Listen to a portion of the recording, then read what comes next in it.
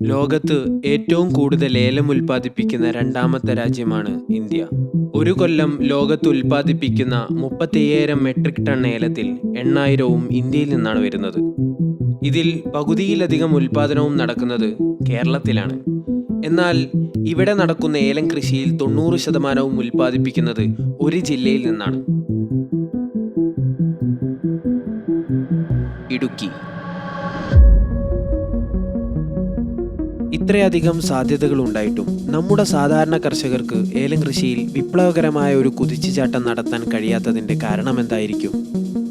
രോഗങ്ങളും കീടങ്ങളുടെ ആക്രമണം മൂലം ചിലപ്പോഴൊക്കെ 70% ഏലകൃഷി വരെ ഇങ്ങനെ നശിച്ചു പോയിട്ടുണ്ട്.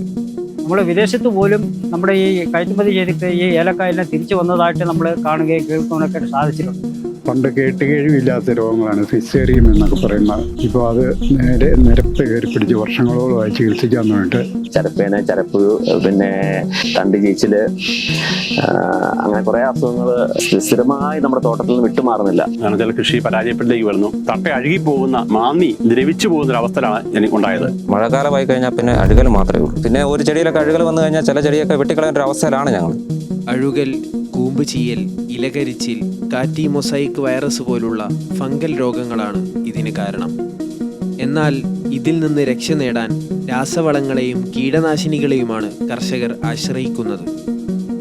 കേരളത്തിൽ നിരോധിക്കപ്പെട്ട ചില കീടനാശിനികൾ പോലും തോട്ടങ്ങളിൽ ഉപയോഗിക്കുന്നതായി കണ്ടെത്തിയിട്ടുണ്ട്. ഈ രാസവള പ്രയോഗം അതിനേക്കാൾ അപകടകരമാണ്. ഇത് പ്രകൃതിയിലും മണ്ണിലും ദൂരവ്യാപകമായ ആഘാതമാണ് സൃഷ്ടിക്കുന്നത്. ഇതിന് പരിഹാരമായി അഗ്രോ ഹോമിയോപ്പതി എന്ന അതിനൂതന ശാസ്ത്രീയ കാർഷിക രീതി ലോകത്ത് വളർന്നുകൊണ്ടിരിക്കുകയാണ്. അഗ്രോ ഹോമിയോപ്പതിയുടെ ആധുനിക രീതികൾ അവലംബിച്ച് തയ്യാറാക്കിയ പൂർണ്ണമായും സുരക്ഷിതമായ വളമാണ് കാർഡമം കെയർ.